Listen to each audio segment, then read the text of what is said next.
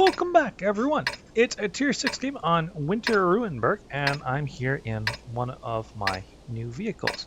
This is the Tier 6 British tank destroyer, the Achilles. This is from their turreted, lightly armored tank destroyer line. Let's go! I just got this. This is literally the third battle that I have played in it. I have spent a whole bunch of free XP to get the top tracks, the top turret. The top gun is actually already unlocked through the Archer. It's actually the same 17-pounder that it gets, but with considerably better soft stats. And that is actually the best thing about this tank. You get this fantastic gun. But in order to mount it on a brand new tank, you have to buy the tracks and buy the turret. Well, buy the tracks so you can afford to mount this, so you can then have the weight loss to mount the turret that allows you to put this gun on the tank. That's actually the best thing about the Achilles. It's also, you can see, decently fast. I'm making 50 kilometers an hour right here. I'm being a little bit more aggressive with this than I would normally recommend because it's not a very tough tank. Hello, Lukes. I missed by a mile. They got good aim time, but it's not fantastic aim time. But it's good enough for the vast majority of situations. This tank still has a fair number of disadvantages, though, because otherwise it wouldn't be terribly fair. It's only got 5 degrees of gun depression. You'll actually struggle with gun depression several times during this match.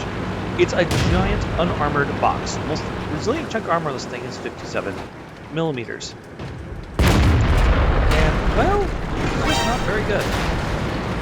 Also, yeah, just like most of our tank destroyers, it doesn't exactly have the most fantastic reaction speed ever. So as a result, I was not able to get a snapshot to that chaffee as it came racing up and around. Pretty much every shell launched this tank is going to penetrate. Fighting the gun depression again here, too high, too high, too high, but I'm just get low enough just in the nick of time to finish off that chaffee. And then duck back into cover. Little slow in the reverse, though not too horrifyingly bad. It's just kind of a very interesting vehicle. But the thing you really go for here is this thing is meant to be a long-range sniper. Like, there are tank destroyers that are meant to be long-range snipers, but this is one of them. This tank likes to sit at medium to long range, where it's hopefully fairly hard to see, despite its fairly large profile. I mean, it's not super stealthy, but it's pretty good. As long as you don't pretend to run around thinking it's a medium tank, generally do pretty well in it. So here we are, using the bush to try and gain concealment, using our binoculars and our camo to try and spot enemy tanks. I'm pretty sure down that road. They're just not showing up. That T-14 pops back up. Here we go, 5 degrees gun depression. Totally gonna shoot the T-14. Look at this. Look at this. Hello?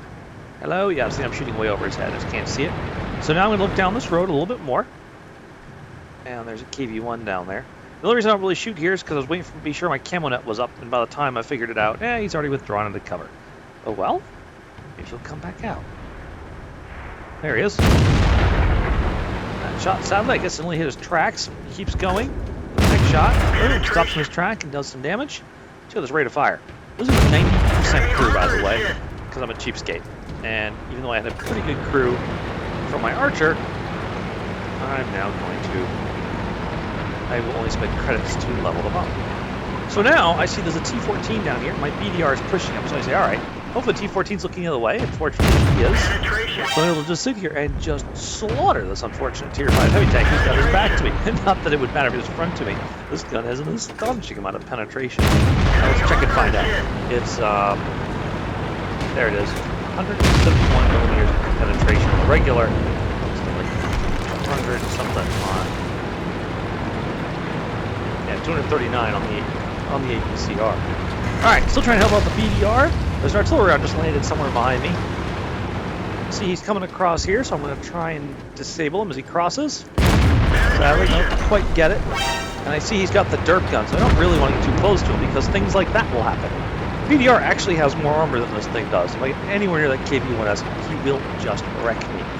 So I decide I'm going to use this thing's decent speed to good use, and I take off running to get well away from that dangerous Tier 5 tank. Besides, my team needs me back at base. I can see that they're getting overrun. But at the moment, they're holding off the enemies.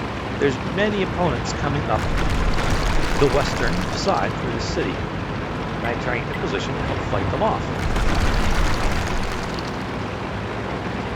So once again, Not the fastest tank, but it's got a good turn of speed and it gets the job done.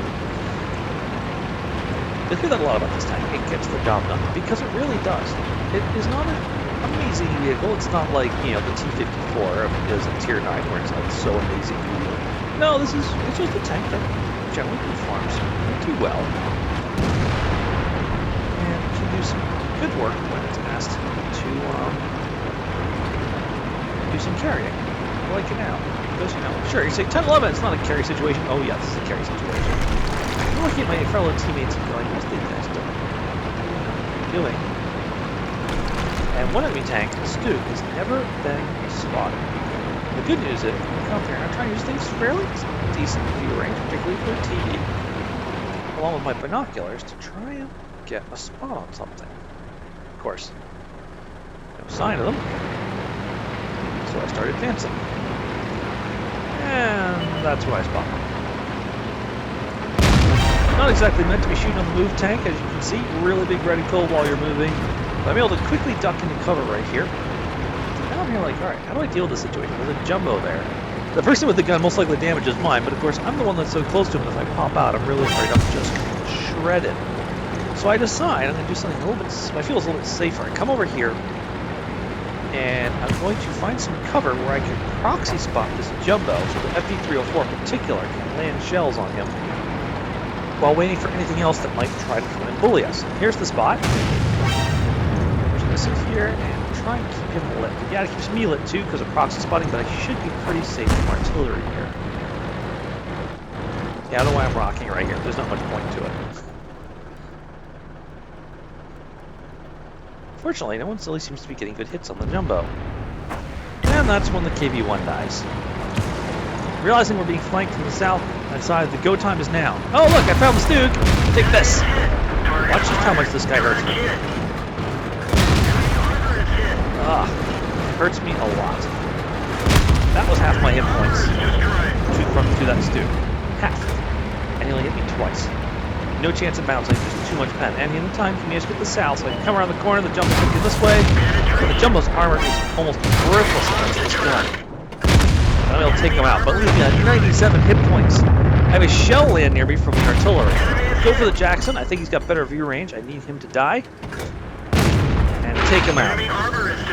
Now we go for the KV-1S. He probably can't see me from here. But I absolutely need to try and kill him before he kills the FV-304. Unfortunately, he's ducked back into hard cover. The Burt gets one last hit and then is blown away by his howitzer. Now the KV-1S is a two-shot. I could probably kill him, but I only have 97 hit points on it. I cannot afford to take any risks. So I decide I'm going to get out of here and try and work my way around into an ambush position. Try and catch him off guard and use this tank's stealth, such as it is, which is still got to be better than the KV-1S's, to get a drop on him. The cap counter is started up, so I know he's the one on the cap circle. I'm going to come back out here to the field and try and use my binoculars to spot him at range from where he can't see me. I can kill him, hopefully with impunity, but it's going to take me 2 shots to do it. Alright.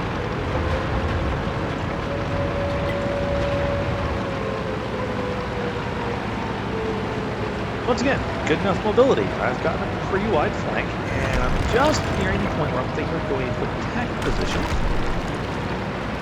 Just about 1 minute to go on the base cap. Here we go. From out here, hopefully, I'll spot him when I stop. Wait for my binoculars to form up. But of course he doesn't. So I have to get a little bit closer. So I start moving up to another firing position, a little bit closer where I've got some cover. Try and spot this pesky KV-1S. I've got just over 30 seconds left. So I hit the second firing position and take a look. Again, I don't see him when the binoculars come up. This is very perplexing. I'm now down to less than 20 seconds. I really don't have time for anymore to do the careful approach anymore. It's just time to go for it.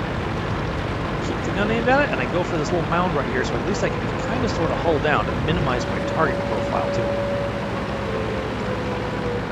6 seconds, 5 seconds, 4 seconds. Check out this aim time. Boom! put the round in, get the reset. He returns. I'm here like, oh god, but he doesn't have the aim time to get his gun fully aimed before I put the second round in. Do a little dodging, get the artillery fire here. And I'm rather surprised when no artillery shell comes sailing in. So I zoom away. This field is where the Achilles is at its best. The artillery will have a hard time seeing me first. And this gun will allow me to make very, very quick work of it. The hard part is, where is that artillery? He was last spotted back in the city, but he was definitely trying to shell me when I was up in the city itself without being spotted. So he could be potentially almost anywhere. 144 is a decent vehicle. So I'm easing up here, kind of gritting my teeth until I hit something, for fear that might have given away to the artillery. But I'm going to go down and start checking the usual hiding places.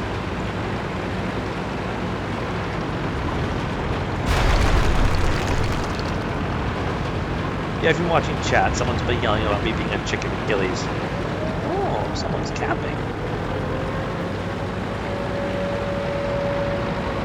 Alright, he's an artillery. He last saw me attack from the field side. He clearly didn't come this way, because I think I would have seen him. That means he came from the city. He saw me in the field, which of course is the natural environment for a tank destroyer. I'm going to try and double think him.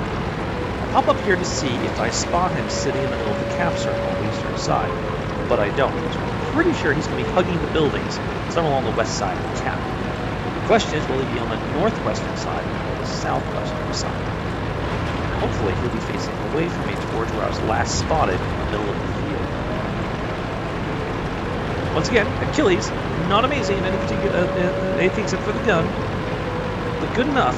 I can pretty quickly speed around here, get myself into position.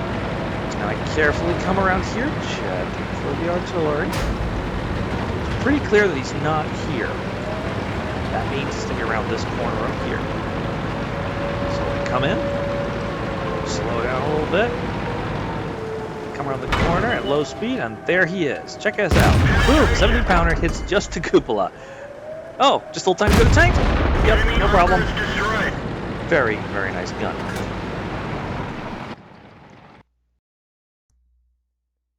Let's take a quick look at the post-game stats of that one.